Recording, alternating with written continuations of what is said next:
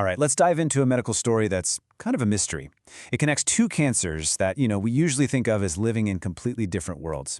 It's a story that's hidden right inside our own DNA, and honestly, understanding it could change everything for you and your family. So just think about it for a second. On one hand, you have breast cancer, the most common cancer in women.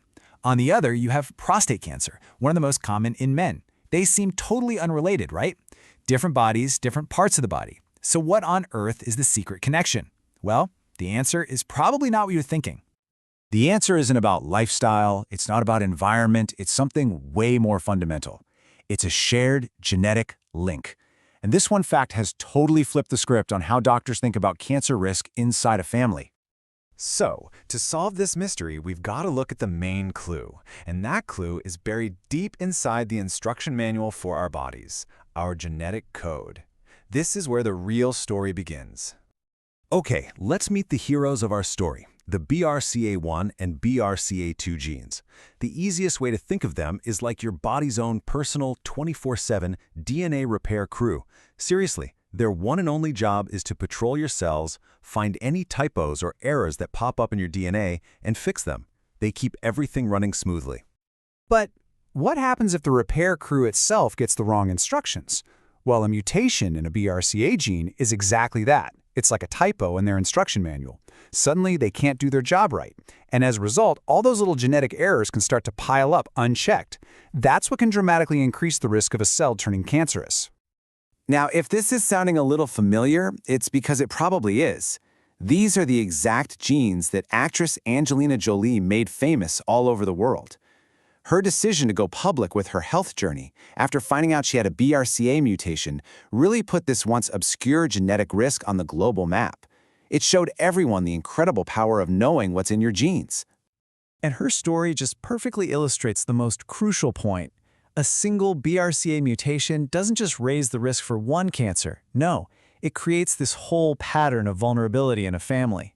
It connects breast and ovarian cancer in women to prostate and even pancreatic cancer in men. It's just one tiny faulty gene, but with these huge, far-reaching consequences. Let's actually put some numbers on this, especially for men. The scale of the risk here is, well, it's pretty mind-blowing. Men who have a mutation in that BRCA2 gene are up to 8 times more likely to develop a really aggressive form of prostate cancer. That's not a small jump. It's a giant leap in risk. But you know what? The story doesn't stop there.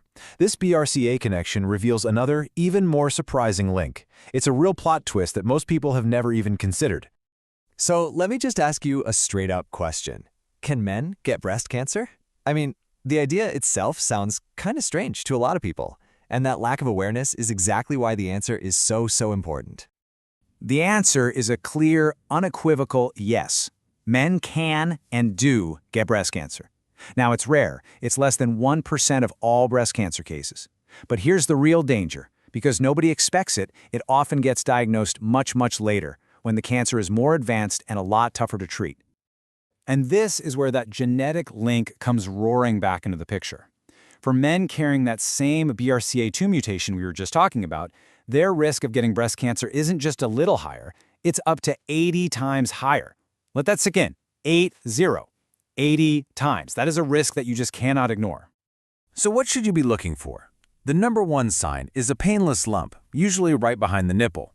Other red flags are any changes to the skin, like dimpling or puckering, any kind of discharge from the nipple, especially if it's bloody, or swollen glands under the armpit. These are very clear physical clues.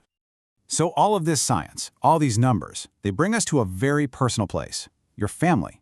The history of diseases that your relatives have had, it's not just a collection of old stories. It's basically a roadmap to your own health. Seriously, your family's health history is one of the most powerful tools you have. It contains these vital clues about potential risks that could be written right into your own genetic code. So, how do you actually read this family map? It's way simpler than you might think. First, just start with your closest relatives, your parents, your brothers and sisters, and your children. Second, pay really close attention to what age they were diagnosed. A diagnosis under 50 is a huge red flag for a genetic link. And finally, look for those patterns we've been talking about, clusters of breast, ovarian, or aggressive prostate cancer in your family tree. And here's the bottom line, the most important takeaway. This is a two-way street. If a woman in your family, say your mom or your sister, had breast or ovarian cancer, especially young, then all the men in that family need to be way more vigilant about prostate screening. And the exact opposite is true. If a man in your family had aggressive prostate cancer early on, then the women in that family need to be extra vigilant about their breast health. The risk is shared across the whole family. This brings us to the resolution of our story. All this knowledge, it's not meant to scare you. Not at all. It's meant to empower you. It's about transforming how you and your doctor can approach your health together. You know, hearing the word cancer, especially something like prostate cancer, can be terrifying, but it's so important to understand that not all of these cancers are the same. A diagnosis doesn't automatically mean you're rushed into radical treatment. We now know that these tumors have very different personalities. Some are aggressive sprinters, but a lot of them are slow-growing marathon runners.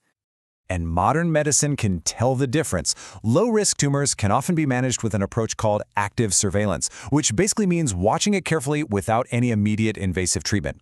High-risk, aggressive tumors, on the other hand, well, those do require definitive action like surgery or radiation. And you might be wondering, does that watch-and-wait approach really work?